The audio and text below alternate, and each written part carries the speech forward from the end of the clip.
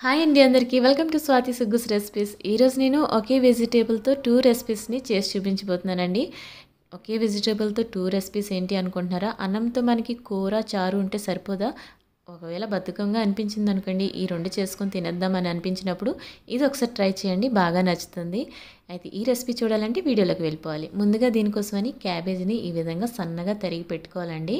ఇలా పొడుగ్గా సన్నగా తరిగి పక్కన పెట్టుకోవాలన్నమాట. క్యాబేజీని 1 కప్పు వరకు, అలానే పెసరపప్పుని 2 టేబుల్ స్పూన్ల వరకు తీసుకొని కడిగి పక్కన పెట్టాను అనమాట. ఇప్పుడు స్టవ్ పై గిన్నె పెట్టి వెల్తిగా వాటర్ యాడ్ చేసుకోవాలి. వాటర్ మరుగొచ్చినంత వరకు మరగనివ్వాలండి. మరుగొచ్చాక ముందుగా తురిమి పెట్టుకున్న క్యాబేజీ తురుముని ఇందులో యాడ్ చేసుకోవాలి. కడిగి పెట్టుకున్న పెసరపప్పును కూడా ఇందులోనే యాడ్ చేసుకోవాలి. ఈ 2 కూడా 2 నిమిషాల పాటు ఉడికించుకోవాలండి. క్యాబేజీకి పెసరపప్పుకి సరిపడా సాల్ట్ని యాడ్ చేసుకోవాలి. కలుపుతూ మధ్య మధ్యలో ఒక 2-3 నిమిషాల పాటు ఉడికించుకుంటే సరిపోతుందన్నమాట. మనకి ఈ క్యాబేజీ అనేది ట్రాన్స్పరెంట్గా అవ్వాలి. అలానే పెసరపప్పు కూడా కాస్త పలుకుగా ఉడకాలి. ఎక్కువ మెత్తగా కాకుండా పలుకులా ఉండాలన్నమాట. పెసరపప్పు క్యాబేజీ పర్ఫెక్ట్గా ఉడికిందో లేదో మీకు తెలియాలంటే చేతితో ఈ విధంగా నలిపి చూడండి, మీకు అర్థమైపోతుంది. ఈ విధంగా ఉడికిన పెసరపప్పు క్యాబేజీని స్ట్రైన్ చేసుకోవాలి. ఇప్పుడు ఈ క్యాబేజీ పెసరపప్పుని కాసేపు చల్లారిన వరకు పక్కన పెట్టుకోవాలి. మనం ఉడికించుకునే ఈ వాటర్ ఉంది కదా, ఈ వాటర్ తోటి రసం పెట్టుకుంటాం అనమాట. ఈ క్యాబేజీ వాటర్లో చింతపండు పులుపు యాడ్ చేయకుండా మామిడొరుగుల పులుపు అయితే బాగుంటుందండి రసంలోకి. ఒక 5-6 మామిడొరుగులు తీసుకొని 15 నిమిషాల పాటు వేడి నీటిలో వేసుకొని నానబెట్టుకున్నాను. ఈ మామిడొరుగుల్ని మా మదర్ పంపిస్తూ ఉంటారు, ఇంట్లో తయారు చేసినవి. ఇప్పుడు మనం స్ట్రైన్ చేసుకున్న క్యాబేజీ వాటర్ని స్టవ్ పైన గిన్నెలో వేసుకొని పెట్టుకున్నాక ఒక టమాటాని పెద్ద ముక్కలుగా కట్ చేసుకొని వేసుకోవాలి. 4 పచ్చిమిరపకాయలను కూడా ఘాట్లు పెట్టుకొని వేసుకోవాలి. మనం నానబెట్టుకున్న మామిడొరుగులను కూడా వాటర్తో పాటు యాడ్ చేసుకోవాలి. ఇందులోనే రుచికి సరిపడా సాల్ట్ వేసుకోవాలి. నేను 2 స్పూన్ల వరకు సాల్ట్ యాడ్ చేశాను. 1/2 టీ స్పూన్ పసుపు, కొద్దిగా కరివేపాకు ఆకులు, అలానే నా దగ్గర కొత్తిమీర కాళ్ళు ఉంటే కాస్త వేసానండి. అవి ఉంటే మీరు యాడ్ చేసుకోవచ్చు, లేదంటే పర్వాలేదు. టేస్ట్ బాగుంటుందని నేను వేశాను. 5 నిమిషాల పాటు ఈ రసాన్ని ఉడికించుకోవాలి. ఇందులో వేసుకునే మనం మామిడొరుగులు ఉన్నాయి కదా, అవి ఉడికినంత వరకు ఉడికించుకుంటే సరిపోతుంది. అందులో ఉండే పులుపు బాగా దిగుతుందనమాట. అప్పటి వరకు అయితే మనం ఈ క్యాబేజీ రసాన్ని అయితే మరిగించుకోవాలి. చూసారు కదా ఉడికాక ఎంత మంచి కలర్లోకి వచ్చిందో. ఇప్పుడు స్టవ్ కట్టేసి దీనికి పోపు పెట్టుకోవాలి.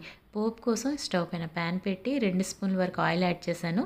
కొద్దిగా ఆవాలు, కొద్దిగా జీలకర్ర, కొద్దిగా మెంతులు, అలానే కొద్దిగా ధనియాలు. పోపుకి ఇవన్నీ వేసుకుంటే బాగుంటుంది. అలానే 4-5 వెల్లుల్లి రెబ్బల్ని కాస్త దంచి యాడ్ చేసుకోండి. కొద్దిగా కరివేపాకు, ఎండుమిరపకాయ ముక్కలను వేసుకొని చక్కగా పోపుని దోరగా వేయించుకోవాలి.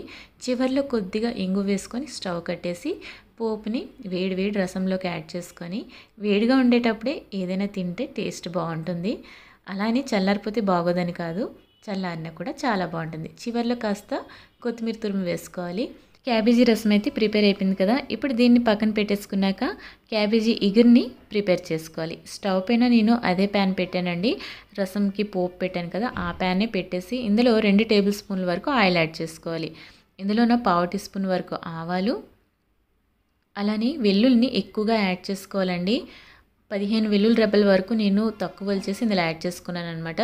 నేను వాడే వెల్లుల్లి రెబ్బలు చిన్నగా ఉన్నాయి కాబట్టి కట్ చేయలేదు. పెద్దగా ఉన్నవైతే కాస్త కట్ చేసుకొని యాడ్ చేసుకోండి.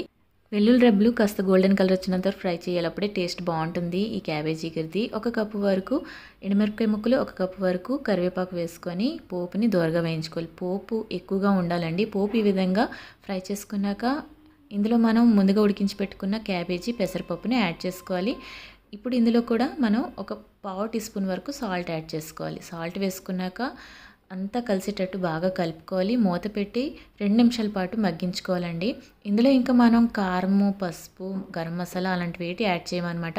ఎండుమిరపకాయ కారమే కమ్మగా ఉంటుంది ఇందులోకి. కరివేపాకు, వెల్లుల్లి, ఈ టేస్ట్ ఈ క్యాబేజీ ఫ్రైకి చాలా బాగుంటుంది. ఇలా ఫ్రై చేసుకున్న క్యాబేజీని వేడిగా అన్నంలోకి నెయ్యి వేసుకొని తిన్నా చాలా బాగుంటుంది.